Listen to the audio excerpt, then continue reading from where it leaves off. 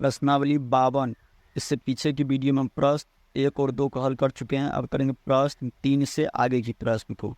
प्रश्न 3 में है, प्रत्येक में आयत की लंबाई ज्ञात करें जिसका क्षेत्रफल दिया गया है और चौड़ाई दिया गया। इस सिक्का में करा है लंबाई ज्ञात करने के लिए। यहाँ पर दिया गया आयत का क्षेत्रफल लंबाई गुना चौड़ाई होता है। जब आयत का क्षेत्रफल दिया रहेगा और चौड़ाई दिया रहेगा तो लंबाई पूछेगा, तो लंबाई बराबर सूत्र हो जाएगा आयत की लंबाई बराबर सूत्र हो जाएगा आयत का क्षेत्रफल बट्टा आयत की चौड़ाई।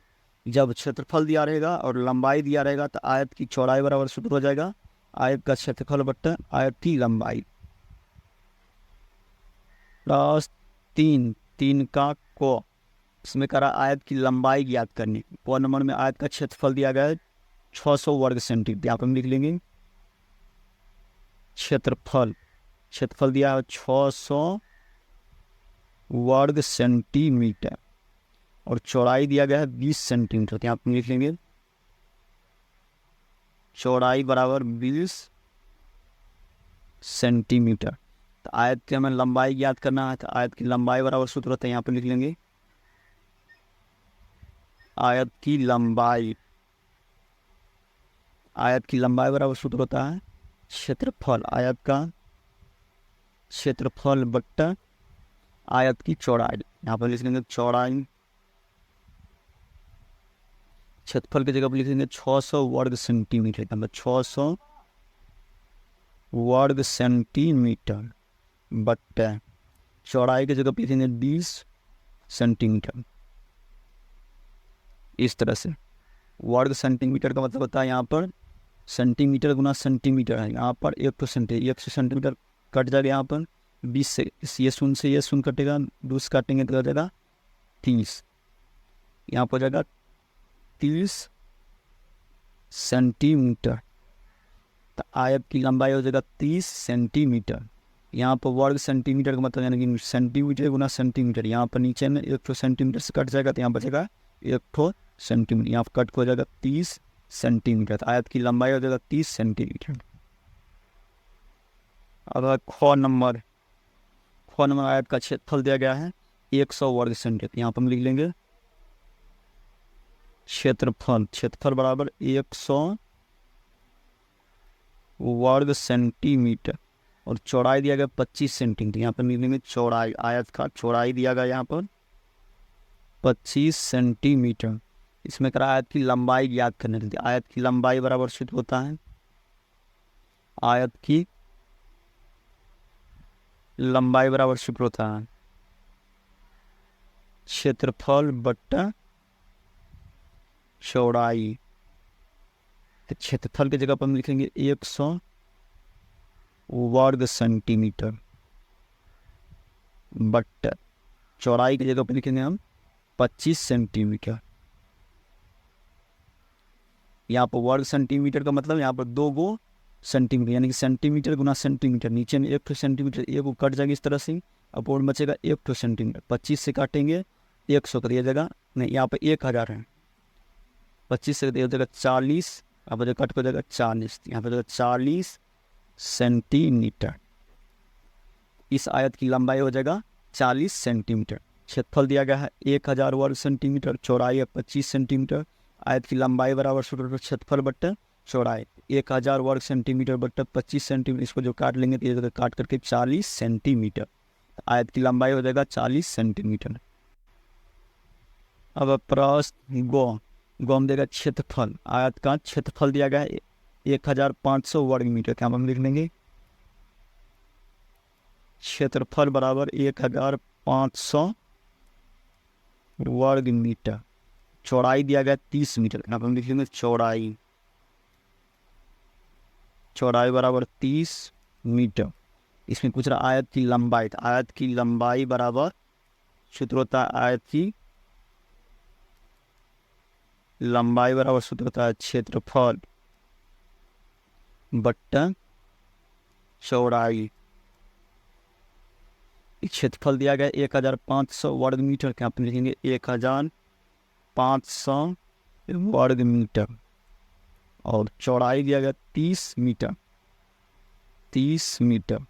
वर्ग मीटर, यानी कि यहाँ पर 2 ठो मीटर, मीटर गुना मीटर है, यहाँ पर नीचे में 1 ठो मीटर, 100 इससे काट देंगे। अब इसमें हम भाग लगाएंगे, इससे 0 से 0 कट जाएगा, 3 से काटेंगे, यहाँ पर जगह 5 50 दिया, 150 हो जाएगा, यहाँ पर कट हो जाएगा 50 मीटर। इस आयत की लंबाई हो जाएगा 50 मीटर। अब घ नंबर में दिया गया क्षेत्रफल, यहाँ पर हम लिख लेंगे क्षेत्रफल बराबर 512 वर्ग मीटर, चौड़ाई दिया गया 16 मीटर, यहाँ पर लिख लेंगे चौड़ाई बराबर 16 मीटर। तो आयत की क्षेत्रफल ज्ञात, आयत की लंबाई ज्ञात करनी, आयत की लंबाई, आयत की लंबाई होता है क्षेत्रफल बट्टा चौड़ाई।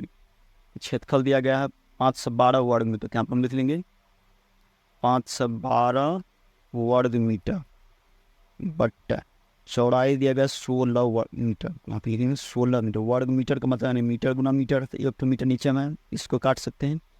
5 से 12 से 5 से 12 में 16 से भाग लेंगे, भाग लगा करके 32, यहाँ हो जाएगा 32 मीटर।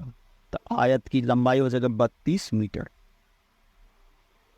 अब प्रस्थ अंग में क्षेत्रफल दिया गया 8 वर्ग किलोमीटर और चौड़ाई दिया गया 2 किलोमीटर। तो हमें आयत की लंबाई ज्ञात कहते हैं, हम लिख लेंगे क्षेत्रफल बराबर 8 वर्ग किलोमीटर और चौड़ाई दिया गया 2 किलोमीटर के, यहाँ पे लिख लेंगे चौड़ाई बराबर 2 किलोमीटर। आयत की हमें लंबाई ज्ञात करें, यहाँ पे लिख लेंगे आयत की लंबाई बराबर होता है क्षेत्रफल बट्टा चौड़ाई।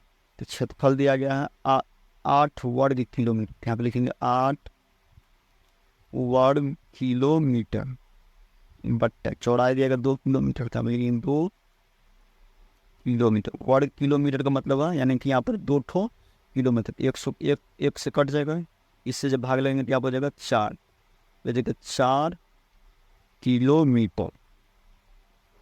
इस आयत की लंबाई हो जाएगा 4 किलोमीटर। अब प्रस्थ क्षेत्रफल दिया गया है 1926 वर्ग सेंटीमीटर, क्या हम लिख लेंगे क्षेत्रफल बराबर 1926 वर्ग सेंटीमीटर। चौड़ाई दिया गया 18 सेंटीमीटर, क्या लिख लेंगे चौड़ाई बराबर 18 सेंटीमीटर। आयत की लंबाई ज्ञात करना था, आयत की लंबाई बराबर सूत्र होता है क्षेत्रफल बट्टा चौड़ाई। क्षेत्रफल दिया गया 1926 वर्ग सेंटीमीटर बट्टा चौड़ाई दिया गया है 18 सेंटीमीटर, यहाँ पर लिखेंगे 18 सेंटीमीटर। वर्ग सेंटीमीटर यानी कि यहाँ पर सेंटीमीटर गुना सेंटीमीटर, तो 1 से 1 सेंटीमीटर से कट जाएगा। अब 1926 में जब 18 से भाग लगाएं तो इसको भाग देकर हो जाएगा 107 सेंटीमीटर। तो आयत की लंबाई हो जाएगा 107 सेंटीमीटर। इस तरह से हम प्रश्न 3 को हल कर लेंगे।